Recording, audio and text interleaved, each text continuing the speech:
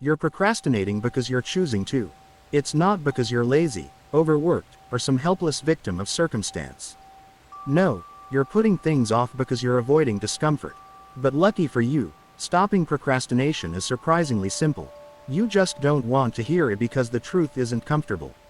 But if you're serious about getting out of your own way, this is going to change your life. Why you procrastinate? First, let's call procrastination what it really is: avoidance. You're dodging something, be it fear, boredom, or effort. The task you're avoiding feels too hard, too tedious, or maybe you're just scared you'll fail. But the thing is, putting it off doesn't make it go away. It just builds pressure. You think you're avoiding discomfort, but all you're doing is trading short-term relief for long-term stress. It's like sticking a band-aid on a bullet wound. It doesn't solve the problem, it just delays the inevitable. The lie you tell yourself. You tell yourself you'll do it later, but that's a lie. You're not going to magically wake up more motivated tomorrow, trust me. You think, I work better under pressure, but that's BS too. You don't work better, you just work faster because you have no choice. And the result, quality often suffers. The truth is, you're not waiting for the right time, you're waiting for the work to feel easy.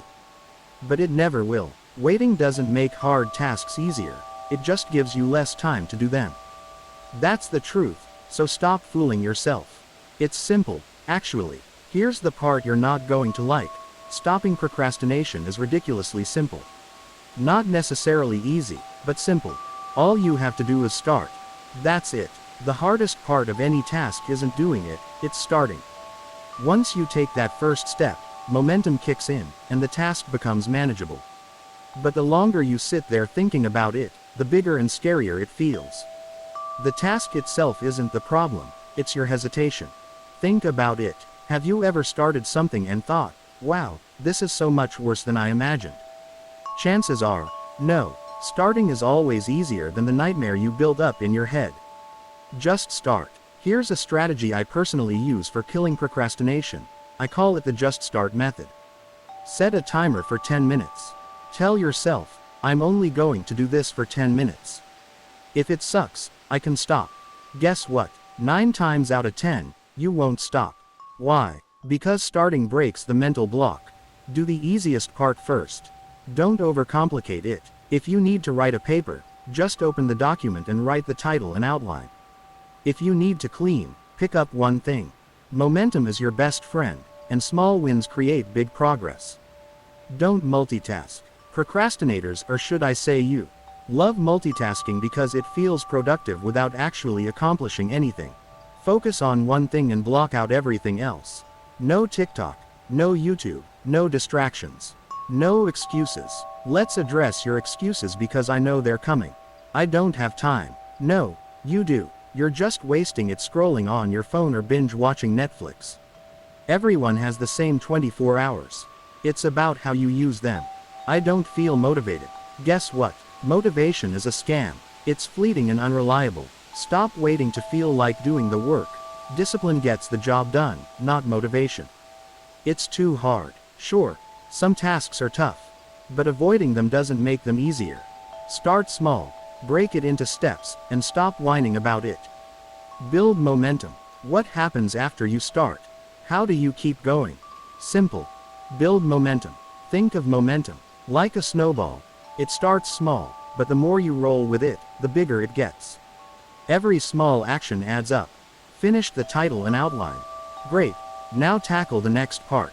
Cleaned your room. Awesome. Now handle the papers.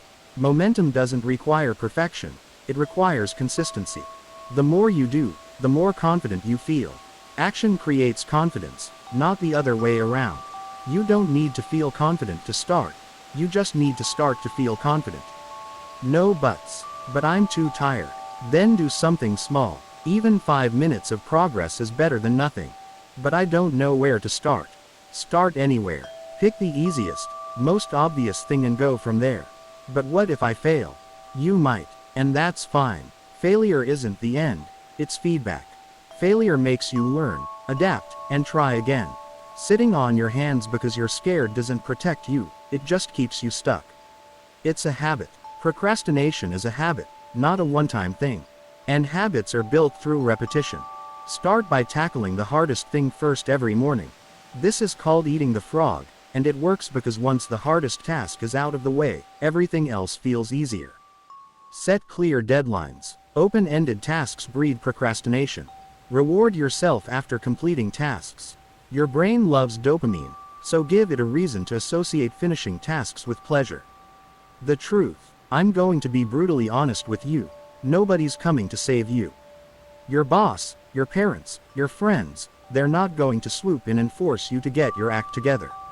It's on you. Every time you procrastinate, you're choosing short-term comfort over long-term success. And that's the real tragedy. Remember that. But the good news, you have a choice. Every second you waste is a second you could spend building the life you want. So stop waiting for motivation, clarity, or a sign. The only sign you need is this. Now, get up and start.